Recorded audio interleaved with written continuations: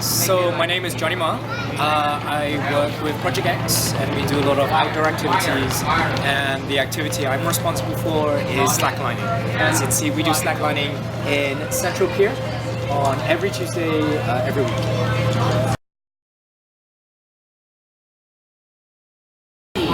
My imagination, as far as I know, is that they manage not very hard by the government. It's maybe more security, just guards to make sure that people not using a public space and making sure that it's used in a safe way. But then that sometimes will clash with normal people wanting to use our public space. Sometimes that idea of what the government wants and what the people want will be very, very different. We're allowed to use the space for whatever reasons we want, as long as it's not a nuisance to others and it's not a danger to others. So if we have a small music show, or if we're doing an event like this, as long as we're not obstructing the way, as long as we're not hurting people, and we're being responsible for ourselves, I don't see why we can't enjoy that public space. So that's my perception.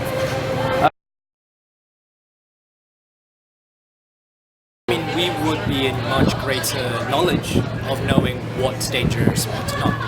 The two reasons why I feel that they don't let us play in the parks or use the public space in that way is because, one, they're afraid that we damage the structures, so that's trees or that's poles, whatever. They're afraid that we're going to damage it, even though we know how much damage we could do. We know we're within the safe limit, but they don't know that, so they think that's their reason, that's their excuse in a way.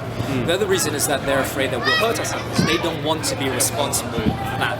Understandable, because the really strange way that they see it is that they see us doing something dangerous. They feel that someone will blame them if we get hurt. It's not so much they take responsibility for our safety, is that they don't want to be responsible for our safety. So they say that instead of chance that you might get hurt, just don't play this sport. And because now if it was a park, then yes, a security guard may feel that they have the jurisdiction to say, oh, you're going to damage trees, you're going to hurt other people, which we won't because we're not near any other people. So they're going to tell us to stop. We've had experiences not only in parks but also on beaches by lifeguards saying that we can't play this sport here, you have to go. But then Hong Kong parks and Hong Kong beaches are infamous for being very strict. You can't even throw, in certain beaches you can't even throw a frisbee.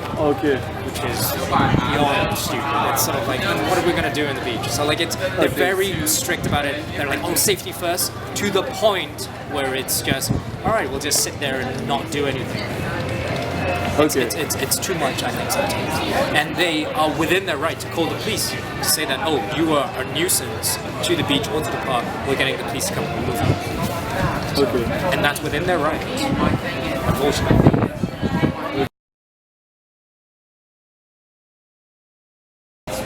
On the whole, it's a nice positive image I have of public space, where people use that public space as often as they can. It's a shame that we have a space like this. Actually, I remember when we first started doing the slacklining, we also shared this space with a hula hoop group and a capoeira. So they would be teaching capoeira over in that space over there. And it's a nice space. You see a lot of people doing workouts, people doing CrossFit all along the piers. So, I mean, there is some usage of space. And some people do busking, like live music shows once in a while. So I think it's slowly becoming more popular to do so. Maybe it's not within our nature, maybe it's not within our culture, but I'm seeing that changing now more.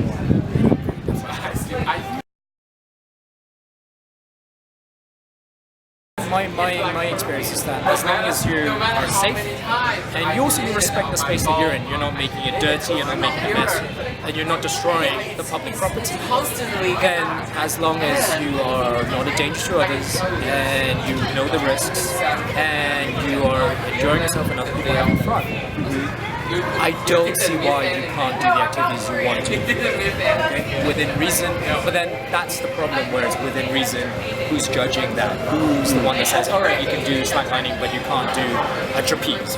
I mean, I can see it's not an easy thing to clear up, and I want there to be more communication to say that here's the sport, we know what the risks are, and so that the government knows that, okay, well, it looks dangerous, but they know what they're doing, that's okay.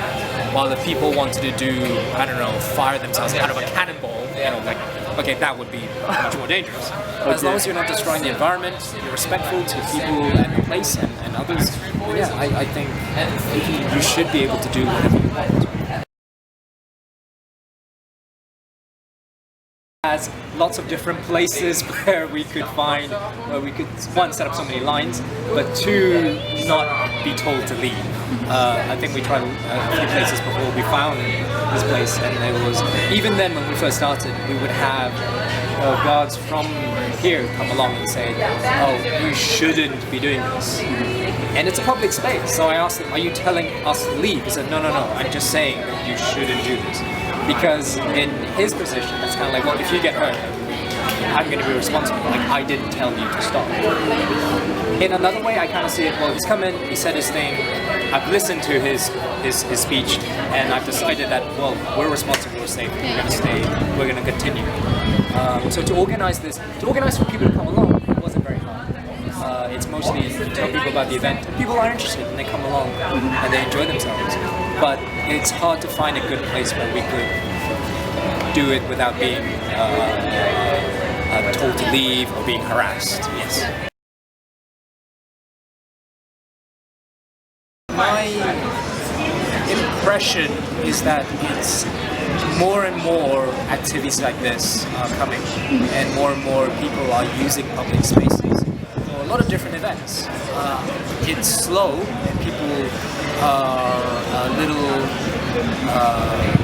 they're more cautious on using the space, and they don't want to get into trouble themselves, which I understand. But I do see it becoming more and more, like more people singing in the streets, more people doing things which are very non-Chinese, I would say. As a culture, we're very reserved, we're very...